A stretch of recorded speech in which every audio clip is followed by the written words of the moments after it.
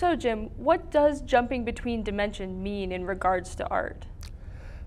First I should say that I'm not a physicist or a mathematician. They have a much more complicated idea of dimensions, which is very extensive.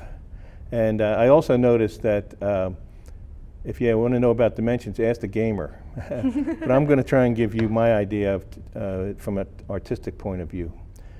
Two-dimensional drawing, when I'm drawing or painting on a flat surface or a piece of paper or a canvas, I work with 4 sides and corners. Mm-hmm. My playing field is the shape of the chosen flat surface. When I say 3-dimension, I mean working within a space with real volume, such as an imaginary cube or an environmental space that you occupy. Jumping dimensions means doing a drawing on a piece of paper and then using that drawing to reference to create a sculpture that will exist in 3-dimension. Mm-hmm. And that's done quite a bit. Occasionally I use 2-dimensional drawings to brainstorm ideas. Working with thumbnails, I think some sculptors sketch in 3-dimension. And sketch in wax and clay and the appropriate medium. Another example of jumping 2 dimensions is creating an origami crane with paper, mm-hmm. and then sitting it on a piece of paper, a table, and doing a drawing of it. What are some of the first challenges in translating between dimensions for an artist? You must understand that a work in 2 dimension is always one view, mm-hmm. Of a object with horizontal and vertical ground, such as a piece of paper.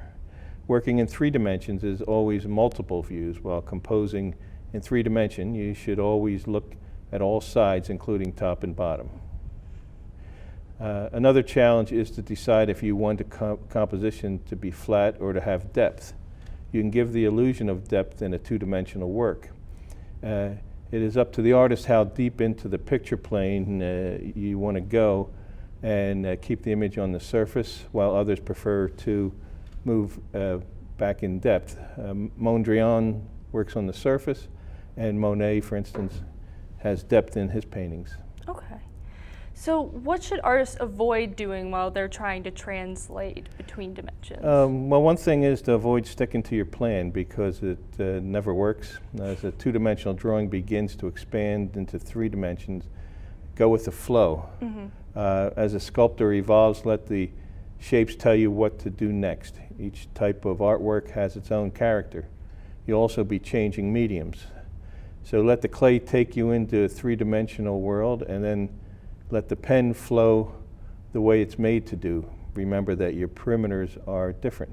Hmm. So Monet, you said, was an example of having depth in his work. He actually is one of my favorite artists. Mm-hmm. Mine too.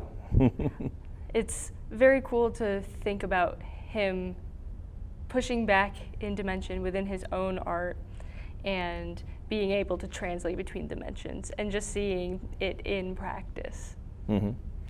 Yes, it's great, and he's a great one to look at, and you never get tired of looking at his work. You know, I also enjoy Mondrian, but that's pure color. So I'm not familiar with Mondrian. Piet Mondrian, he did the flat squares, French artist, and yeah, he was a big part of the modernist movement. Modernist, okay.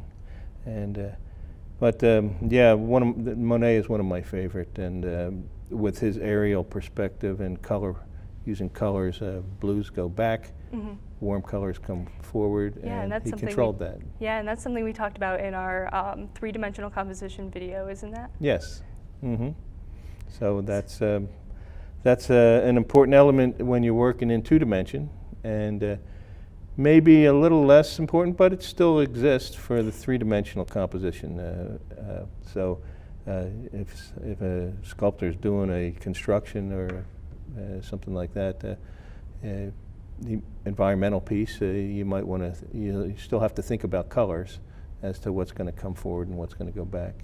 So it all fits together beautifully. Yes. Thank you for checking out our YouTube channel. If you would like to see more of our content, click here or consider subscribing.